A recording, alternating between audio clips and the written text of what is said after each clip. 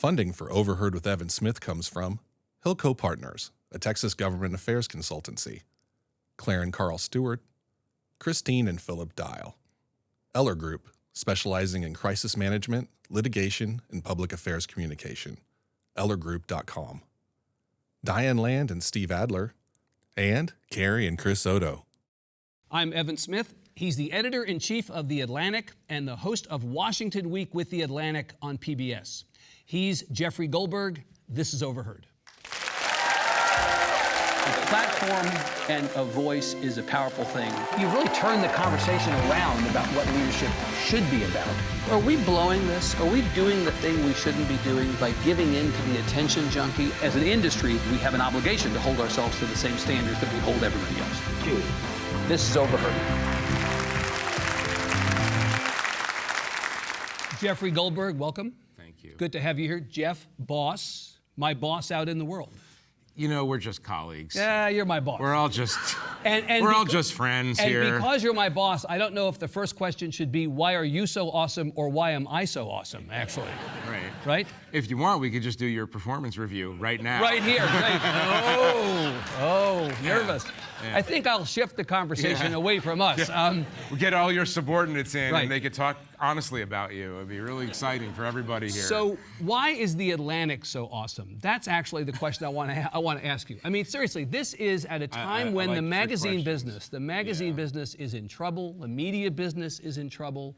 No one's making money. No one's hiring. No one's having an impact. All the indicators for this magazine that we both work at is heading in the opposite direction. Why? Yeah, I don't know. I mean, I tend to not like the media business frame because you have car companies that are doing well and car companies that are doing badly. You don't, Right. If Toyota is doing badly, you don't say that. You don't assume that everything else is doing badly. We have different companies. We do different things in very different ways, and it's sort of hard to lump them all together. I think there's a lot of companies, a lot of publications and operations that are doing fairly well. There are a lot that are in trouble and they get a lot of attention for their trouble. They all suffer from the same thing, if you ask me, which I guess you are. I'm asking you. I guess you are. What is the thing? They suffer. Well, after a break, we'll come back and I'll give you the answer. Oh, well. No. I love a cliffhanger. Someone said, someone smart, it might have been you, I don't think it was in this case, but someone smart said that the difficult thing for journalism operations is not to stay in business. The difficult thing for journalism operations is to stay in journalism. Meaning, you gotta you gotta follow a North Star. You've gotta remember that you're not a business, you're a mission. You gotta remember that you're not the boss or the owner, that you're the steward. You've gotta remember that quality is everything, that people will only pay or donate or whatever model you have if they feel like they're getting a high quality product. Right. And so those rules are simple, they're just hard to do, and I think those people who follow those rules do well. I think there's a large number of people in America who still want literate news and analysis and nonfiction writing, and consumers are smart. They don't go to restaurants that serve bad food, and they don't read publications that aren't trying hard. Right. You know, it's not that hard to figure out. So to that point about readers, let me just do a couple of data points on this because the magnitude of this to me is quite remarkable, even as I say it. The Atlantic now has almost 1.5 million subscribers. 300,000. Like 1.49999. Almost. It's seriously annoying. Very close. If 8 of you would just come subscribe. on. Exactly. We'll put up a QR code, right? Exactly. I'll buy them. Just you give me your address. I can't stand it. What's interesting to me, and not surprising if you know the sequence of this, is that more than 300,000 new subscribers in just the last year. Thank you, Pete Hegseth. Thank you, Mike Walls. Thank you, Houthi PC Small Group. I mean, the Signalgate reporting was a big driver of subscriptions in the last year. Well, you know, I met with Donald Trump after that whole business, and he said, in various different ways, of course, this conversation and other conversations, actually, he said, talks in the third person, he said, Donald Trump's pretty good for The Atlantic.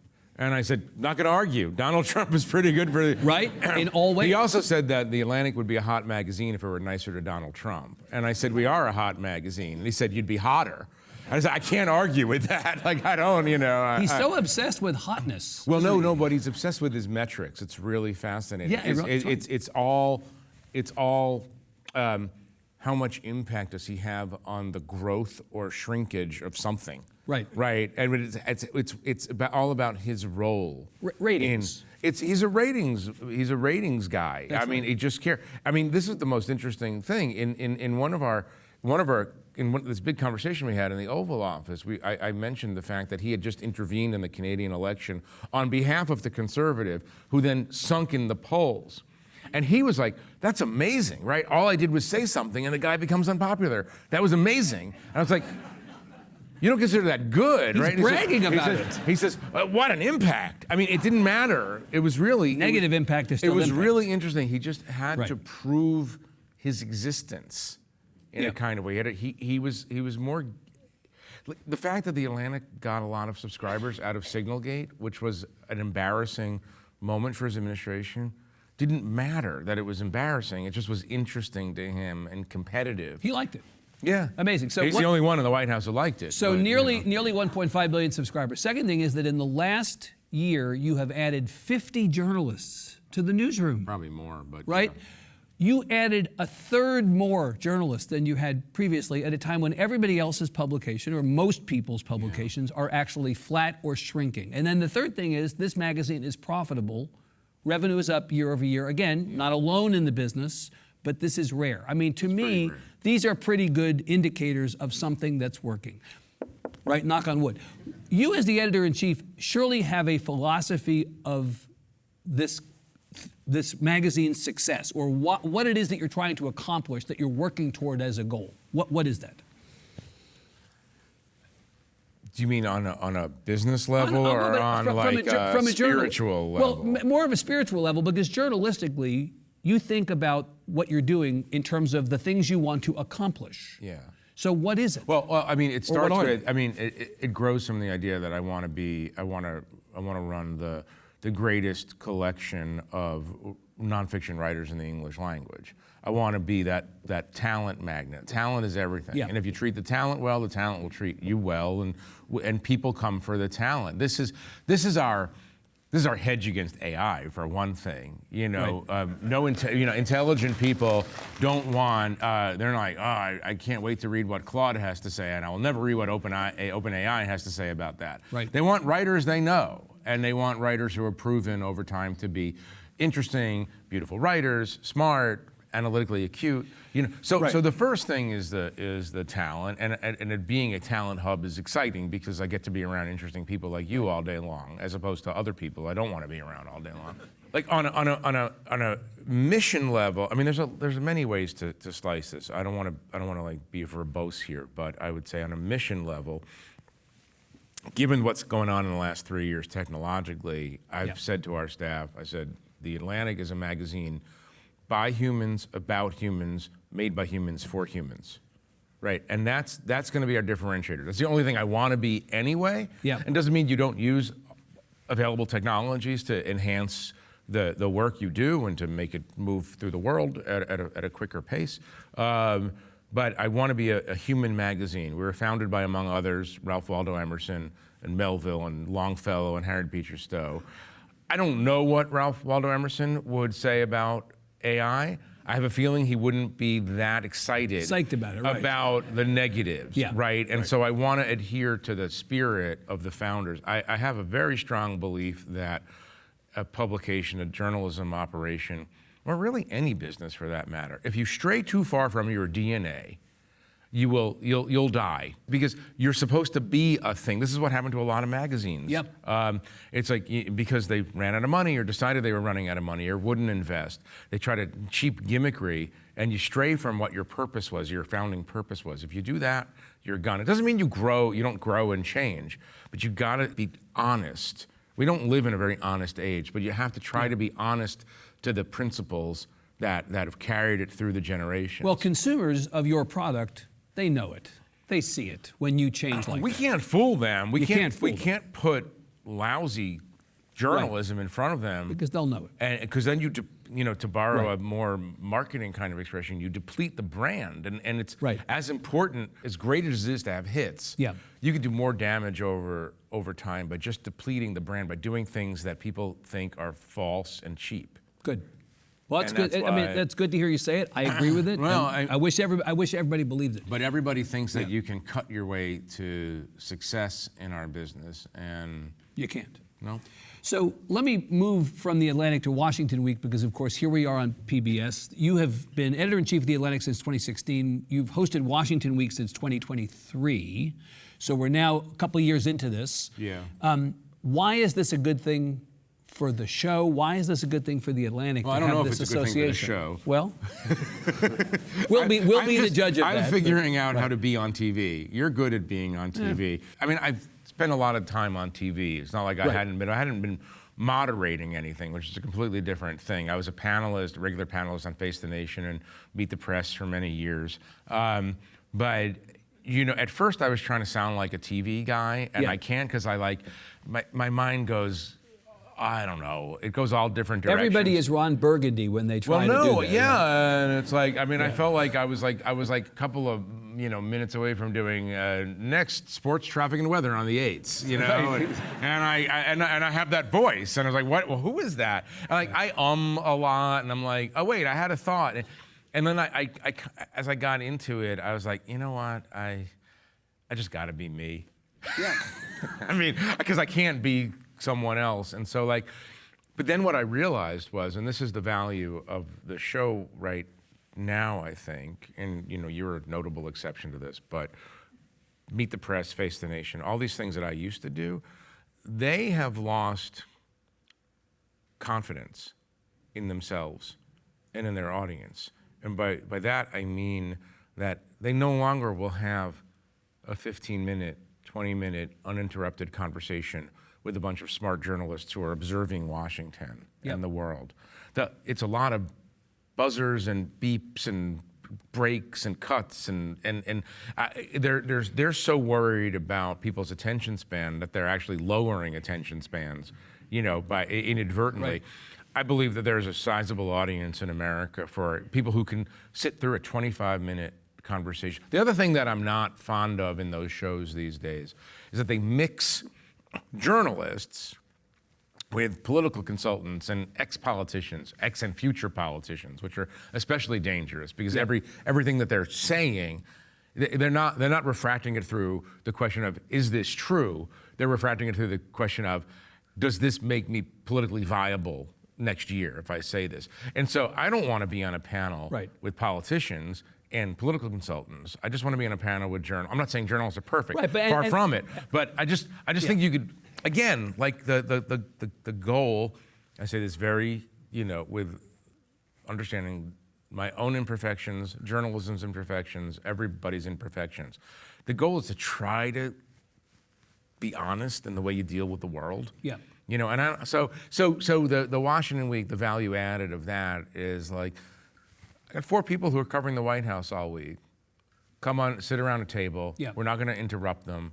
I'm going to interrupt them because I can't help myself. But we're not going to we don't have commercial breaks because it's PBS. We're just going to talk in whole paragraphs for a little while, and maybe somebody in the audience will go, oh, I didn't think of that until I heard that show. Yeah. And then when I hear somebody say, oh, that was interesting, I didn't realize before I heard Ashley Parker or Steve Hayes or Tom Nichols or whoever say this thing, I didn't realize that. That's our goal. That's achieving the goal. Our goal, your goal here, our goal on the show, our goal in the magazine, the goal of any quality journalism operation these days should be to put as much truth into the universe as possible, because there's so many forces now trying to put falsehood and misinformation into the world. We're not winning that fight, but what we can do is we can actually try harder to push it into the world. Yeah, and that gets to actually the moment we're in. The reason that the Atlantic and Washington Week, for similar reasons, are so important right now is because what a moment we're in. If things were boring, if things didn't need as much rebuttal, explanation, context, they would still be important, but they're especially important now. Can you believe this moment? I mean, we've seen everything. We're both old, right? We've seen it all. And at this, come on, you were, You look good though. But, thank you very much. Yeah. By the way, did you notice how excellent and smooth his transition was from one subject? See, that's what I have to learn. Like, all I do on TV is go, wait, I had another question. Yeah. Hang around the hoop a little more. I'll teach you my tricks. No. It was a very smooth transition. So what about the moment we're in? What do you think about this moment here and the state of the world, not just the state of the country? James Madison. Yeah. Who's your guest next week, I think. James Madison did not believe that America would survive, the democratic experiment would survive the rise of the daily newspaper, because the introduction of new information every single day was too much for the American mind, for the human mind to absorb, analyze, cool down from, like the constant communication was going to kill democracy. It didn't kill democracy, but we're now 20 years into this vast, unregulated experiment in cognitive overload, right? And we're in this experiment where the filters are not around what is true, but what is popular, right? In ordinary times, if we weren't in the social media /AI era, I would say that the tide comes in, the tide goes out, the tide comes back in again. You have good presidents, bad presidents, mediocre presidents. Cycles of history. Everything cycles, right? And so, like you say, okay, you had Obama, and then Trump, and then Biden, and then Trump, and the next guy, and then or a woman, doesn't seem likely these days, but a woman or whoever it's gonna be. And you're like, okay, so things go up and things go down and things go up. I just don't know what's gonna happen next because of this experiment that we're doing. And I think that we really need to, especially in this 250th year, we need to study why the founders were so skeptical of human nature, appropriately in my mind, skeptical about the human ability to make cool, rational, fact-based decisions in a collaborative way to keep a large, complicated country moving in the right direction. We're not going in the right direction on any number of fronts related to that. So everything that you're seeing is downstream. Donald Trump would not be president if we hadn't spent 20 years experimenting with quote unquote reality TV and social media. It doesn't happen. This idea that presidents should be exciting, that it should be a show. That it should be about ratings. And should be about ratings. These are relatively new concepts and they're turbocharged now. And I don't know if our brains can do this. I mean, obviously, most obvious thing in the world, in fact, is the consequences of The Apprentice succeeding or failing are very different than the consequences of America succeeding or failing. Well, you remember famously Barack Obama in 2011 at the White House Correspondents' Dinner mocked Trump on that front, and then Trump decided he was going to run, and the rest is history. The rest is history. So let's just... Apprentice is wildly entertaining. Keep going. Make the show. You can't approach. Don't do this. You can't approach war in the Middle East to the same values that you approach The Apprentice. When you travel around the country, certainly when I travel around the country, and you talk to people about the state of our democracy, it's kind of like pat, aren't you adorable? I don't know that people in the middle of the country hear the conversation about the state of our democracy, guardrails, norms, institutions. We talk about things that normal people don't talk about. Normal people don't talk about that. But is there an important conversation about how everything is so abnormal relative to what we were expecting, what we were used to, and the challenge of getting back to something? Like the undismantling of government is going to be hard and take a long time whenever we're through this current period. I sometimes have a hard time getting my mind around how abnormal this is. Some things are too big to understand. The cliche is, at the beginning of an alien invasion movie, right? You look like imagine that actually happened. You would be in a cognitive paralysis, like a paralysis of understanding. Right. Because the thing that's happening is too big to be believed. I can't believe the things that happen today. On a daily basis? Sometimes an hourly basis. Multiple times sometimes a day. Sometimes on an hourly basis. Right. It did not... I have a lot of friends and acquaintances in Washington who spent, of both parties, who spent their careers building and maintaining the systems that prevent corruption, that promote transparency in government decision-making and budgeting, that hold people accountable for their actions. And they're watching the dismantling of that being done so easily, in part because this administration does so much so quickly on it. It overwhelms the systems. And in part because one of the branches of government has ceased to function, the part that's supposed to provide oversight be a check on all of the executive. Maybe that's going to change, but none of those people, I mean, they actually become depressed over it. Yeah. Like, imagine you worked for 30 years to make sure, doing something unsexy, like making sure that bids on big government contracts were organized not according to who's your friend or how much you pay off someone, but based on, that's a product that we should buy, based on the merits. And then the whole system gets thrown overboard like that, and you feel like you're living in a banana republic. How can it be? How can it be? Right. How can people say the things that they say? Right. But isn't that the part, I mean, it's not just that it's happening, but it's happening out in the open. That's the genius of it. There's a brazenness to it that is breathtaking. The genius of this right? is if this were a different period, this would be a president saying, tomorrow I'm going to break into the Democratic National Headquarters and I'm going to break into Daniel Ellsberg's psychiatrist's office and steal his medical records. Right. Oh, you can't do that. Oh, watch me. Watch me. And then people go like, oh yeah, he just did it. Yeah. Yeah.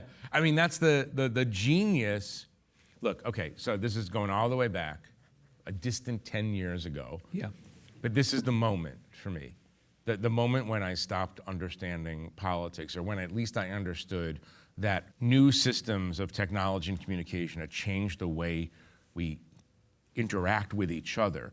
It was the John McCain moment in 2015, when Donald Trump, a candidate for Republican nomination, insults John McCain's war record and says about POWs, I like people who weren't captured. I'm watching that as a patriotic American, and I'm like, well, that's it for him. Right, that's the end of his campaign. I could never imagine right. that any politician would survive 24 hours into a race after having said that. Right. Not only did he survive, but he thrived.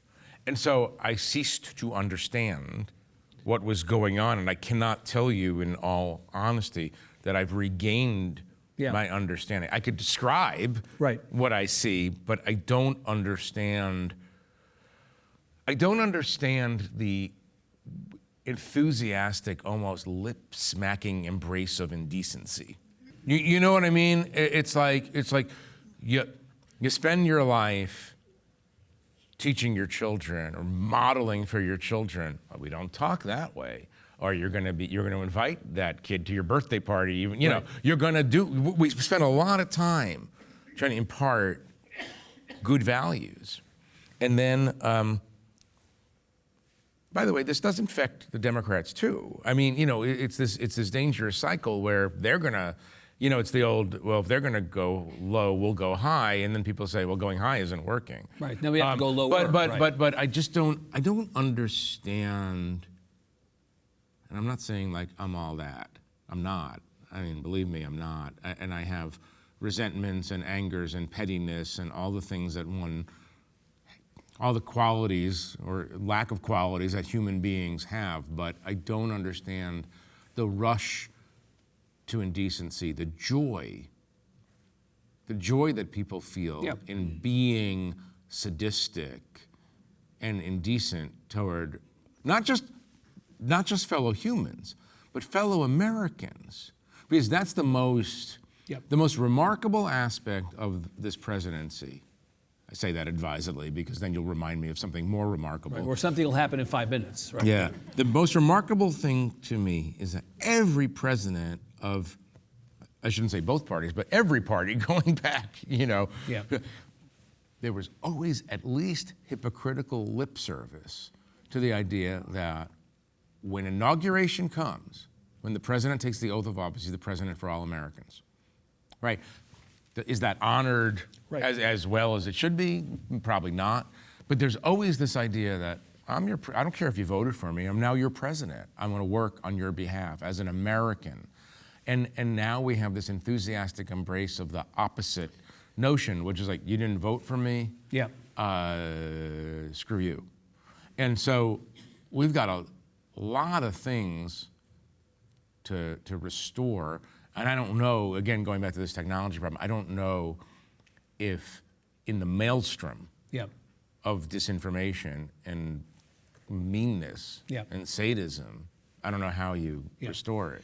I am afraid that we are out of time because I would love to talk about this for 6 more hours. Did I talk too more? Did I talk too much? You did not talk. You did not talk too much. Yeah.